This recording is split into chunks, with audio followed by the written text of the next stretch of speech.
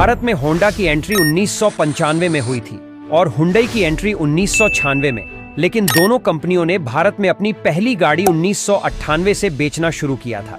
वास्तव में देखा जाए तो 1998 के भारत में हुई ऑटो एक्सपो शो से दोनों कंपनियों की एंट्री हुई थी। वैसे देखा जाए तो होंडा एक बहुत बड़ी ब्रांड है जो 2 wheeler, 4 wheeler, generator, air equipment और रोबोट जैसी एडवांस इक्विपमेंट बनाती है, लेकिन स्पेशली ऑटोमोटिव इंडस्ट्रीज की बात करें तो होंडा इसमें फेल होते हुए नजर आ रही है। तो आज की वीडियो में होंडा की इन्हीं सारी कहानियों को समझने की कोशिश करेंगे कि आखिर क्यों ये कंपनी भारत में कुछ खास ग्रोथ नहीं कर सकी। इस चीज को समझने के लिए हमें होंडा कंपनी की थोड़ी सी हिस्ट्री भी समझनी पड़ेगी। लेकिन उससे पहले अगर आपको हमारी वीडियो पसंद आती है तो प्लीज़ चैनल को सब्सक्राइब ज़रूर करें, क्योंकि ऐसी वीडियो बनाने में काफ़ी ज़्यादा मेहनत लगती है और अगर आप हमें सपोर्ट करते हैं तो सच में काम करने में मज़ा आता है। तो होंडा की कहानी 1906 से शुरू होती है, जब होंडा का मालिक सोइचिरो होंडा का जन्म होता है। अपने पूरे जीवन में होंडा के संस्थापक सोइचिरो होंडा को ऑटोमोबाइल में इंटरेस्ट था। उन्होंने आर्ट शोकाई गैरेज में एक मैकेनिक के रूप में काम किया, जहां उन्होंने कारों को बनाया और उन्हें रेस में शामिल किया। होंडा ने आर्ट शोकाई गैरेज से पिस्टन रिंग बनाने के लिए प्रिसिजन मशीन कंपनी की स्थापना की और पिस्टन रिंग टोयोटा कंपनी को बेचना चाहा, लेकिन खराब क्वालिटी की वजह से टोयोटा ने खरीदने से मना कर दिया। इसके बाद 1941 में सोइचिरो होंडा ने टोयोटा के क्वालिटी कंट्रोल को बढ़िया से समझने के बाद फिर से पिस्टन रिंग बनाई और इस बार टोयोटा ने खरीद लिया और क्वालिटी बढ़िया होने के कारण 1943 में टोयोटा द्वारा 40% हिस्सेदारी ले लिया गया। लेकिन यह हिस्सेदारी लंबा नहीं चल सका, क्योंकि आपको पता है 1939 से 1945 तक सेकेंड वर्ल्ड वॉर का दौर था। 1944 में अमेरिका ने जापान पर हमला किया, जिससे रिंग पिस्टन बनाने वाली कंपनी ध्वस्त हो गई। सोइचिरो होंडा ने युद्ध के बाद कंपनी के बचाए जाने वाले अवशेषों को टोयोटा को 4,50,000 जापानीज करेंसी में बेच दिया और उन पैसों का यूज करके 1947 में 2 स्ट्रोक 50 सीसी वाली बाइक बनाया और 1948 में खुद की होंडा मोटर्स नाम की कंपनी बनाई। अगले साल 1949 में होंडा ने D type full frame motorcycle बनाया और 1961 में 125 सीसी और 250 सीसी की कैटेगरी में वर्ल्ड चैंपियन बन गई। इसके बाद कुछ ही सालों में 1964 तक दुनिया की सबसे बड़ी मोटरसाइकिल मैन्युफैक्चर करने वाली कंपनी बन गई। 2 व्हीलर सेगमेंट में साम्राज्य बनाने के बाद 4 व्हीलर सेगमेंट में भी कदम बढ़ाया और 1963 में ही होंडा का पहला production automobile T360 mini pickup truck को लॉन्च किया गया था, जो एक छोटे से इंजन मात्र 356 सीसी गैसोलीन इंजन द्वारा पावर्ड था।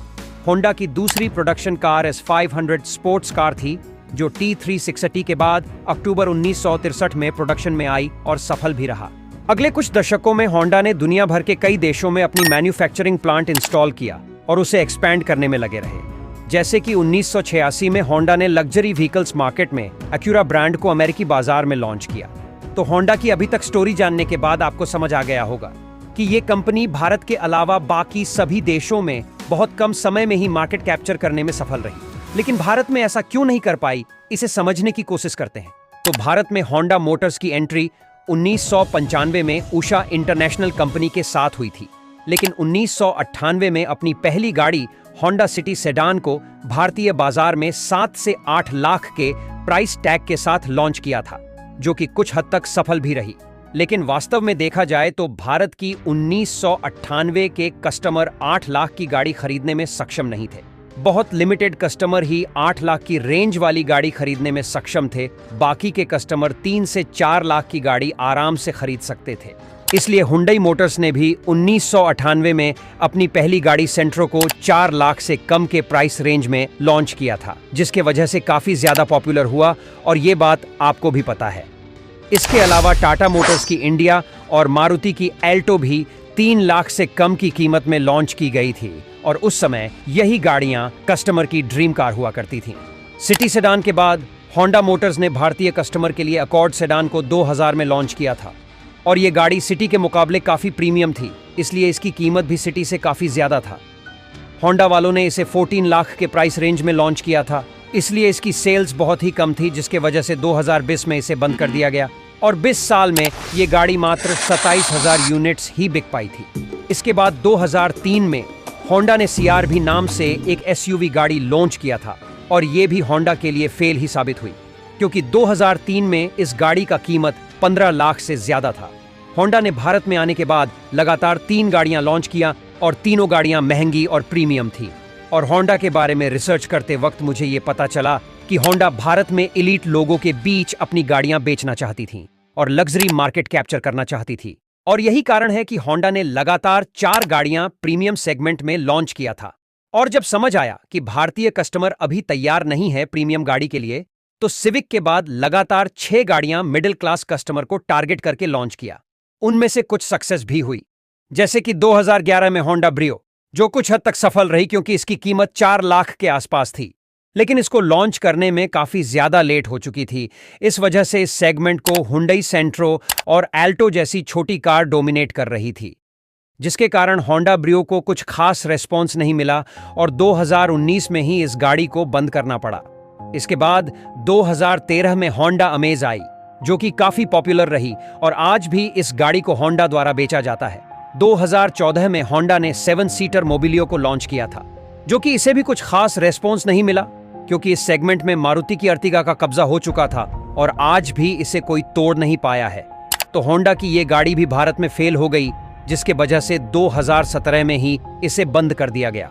इसके बाद होंडा ने 2 और गाड़ियां लॉन्च किया, जैसे कि 2016 में BR और 2017 में WR, जो कि इस गाड़ी को पसंद किया जा रहा था। लेकिन समय रहते कंपनी ने अपडेट नहीं किया तो इसे भी बंद ही करना पड़ा। तो भारत में होंडा मोटर्स की हिस्ट्री कुछ ऐसे ही रही है। होंडा ने भारत में जितनी गाड़ियां लॉन्च किया, मैंने सब आपको बता दिया। अब बात करते हैं कि इनकी गाड़ियां भारत में क्यों नहीं चल पाई। तो मेरे हिसाब से 5 मेजर कारण हैं जिसके वजह से इनकी गाड़ियों को कुछ खास अटेंशन नहीं मिला। तो आइए इसे भी जल्दी से समझ लेते हैं, फिर वीडियो एंड करेंगे।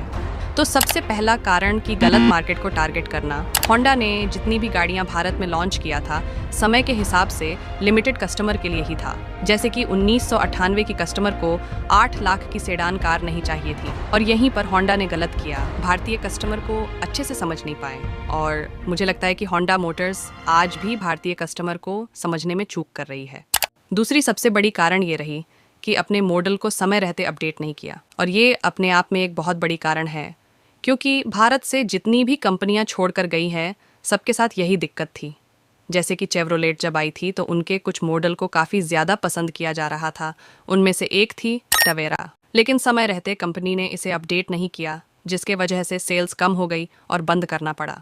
इसके बाद फोर्ड की कहानी तो आपको पता ही है। फोर्ड एंडेवर टोयोटा फॉर्च्यूनर को सीधा टक्कर देती थी, लेकिन अपडेट नहीं मिला और कंपनी को छोड़ना पड़ गया। इसके अलावा निसान और रेनॉल्ट के साथ यही प्रॉब्लम है। तीसरी कारण की बात करें तो उस समय भारतीय कस्टमर के बीच डीजल इंजन वाली गाड़ी का डिमांड ज़्यादा था, क्योंकि डीजल पेट्रोल के मुकाबले काफ़ी सस्ता था।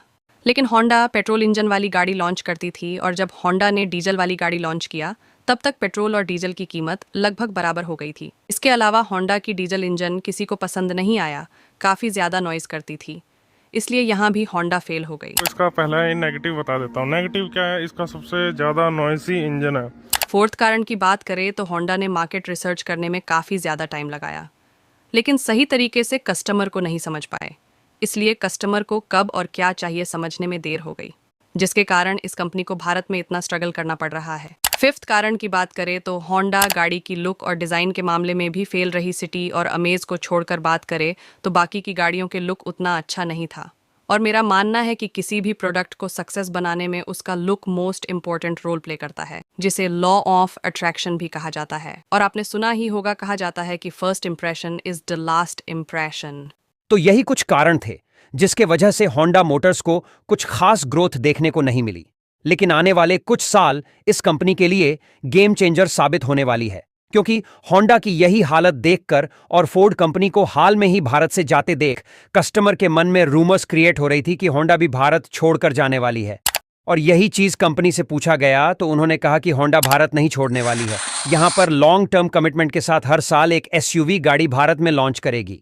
और जैसा कि आपने देखा भी, 2023 में होंडा ने एलिवेट नाम से एक SUV गाड़ी लॉन्च किया और ये गाड़ी कस्टमर के बीच खूब पसंद की जा रही है। और यही कारण है कि होंडा की ये गाड़ी 100 दिन में 20,000 यूनिट्स बेचने का रिकॉर्ड बनाया है। इसके अलावा कंपनी ने अनाउंस किया है कि बहुत जल्द ही एलिवेट का इलेक्ट्रिक वर्जन भी भारत में लॉन्च किया जाएगा, मेरा माने तो इसी साल कर देगी तो होंडा के लिए काफी सही रहेगा, क्योंकि इलेक्ट्रिक मार्केट भी भारत में तेजी से ग्रो कर रही है और अब तो टेस्ला भी भारत आ रही है। टेस्ला के ऊपर हमने डिटेल्ड वीडियो बनाया हुआ है जिस पर काफी अच्छा रिस्पॉन्स भी आया है। अगर आप देखना चाहते हैं तो लिंक डिस्क्रिप्शन में है, देख सकते हैं। तो होंडा मोटर्स की ये कहानी आपको कैसी लगी कमेंट करके जरूर बताएं। अच्छी लगी हो तो इसे शेयर करें, लाइक करें। बाकी आज का वीडियो देखने के लिए आपका बहुत बहुत धन्यवाद।